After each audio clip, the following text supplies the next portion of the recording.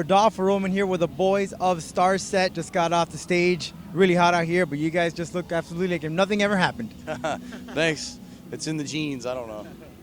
Well, guys, thanks so much for taking your time and speaking to us. One thing I found of course, we know that you released your album earlier this year, Vessels. Great album, by the way. But you guys are working on a graphic novel with Marvel. Can you let me know a little bit about that?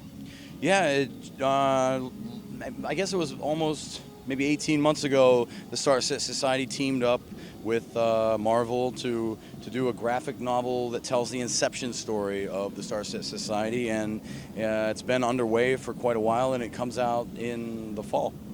Hey, can you give us a little details about what it will be about? A little tease? Well, there is already a novel that's been released by the Starset Society, and there are others underway. And the Marvel first graphic novel from Marvel expands and also reiterates the content of that first novel, that inception story.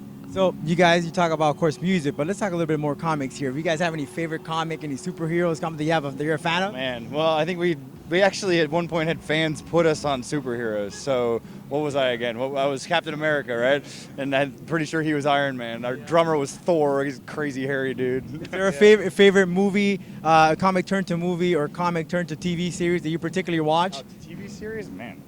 No, I don't really watch a lot of TV. I don't watch like any TV, but movie-wise, this might sound cliche, but I loved the first Iron Man. And as far as comic love, I was a super poor kid, so I never really had many at all. But I went down, there was like on 2nd Street in my hometown, I still remember it to this day, there was a comic shop, and I saved and got this like the comic where Superman died, and I thought I was going to be rich one day. I like saved up forever, finally got it, it stayed, and then inevitably I have no idea where it is, and it's probably worth $1.50, but it's worth something. If you have the first one, I know it's worth tons of money. Shit.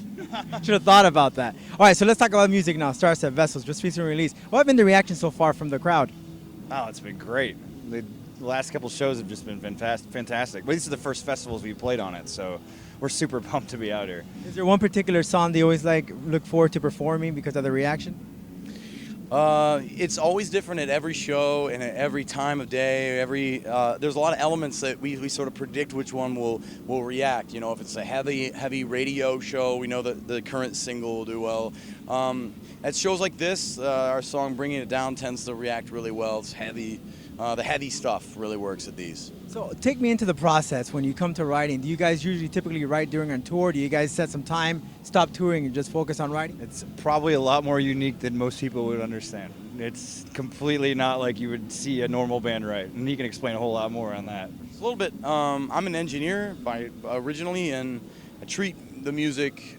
I sort of use the left and right brain a lot, going back and forth. So there are a lot of engineering aspects to it, and there's a process to it, and there's a trial and error element to it. I sort of start with a record contextually, concept-driven. I write a whole document on what I want it to sound like, and I use bands to try to hone in the sounds, not to copy, but to hone in where certain elements will come from, and then tackle the music. And once there's a really good chord structure, then I tend to scat melodies. And then once I have stuff that I think is magical without lyrics, then I go on wild 12-hour drives, and usually like late at night I'll get the magical line.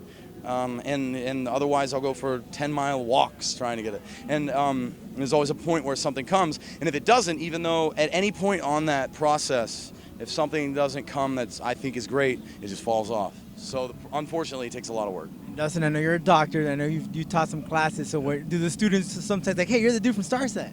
Well, I haven't done any of that sort of stuff since the band has sort of taken off. So maybe at some point. So Ron, what can we expect for the remainder of the year?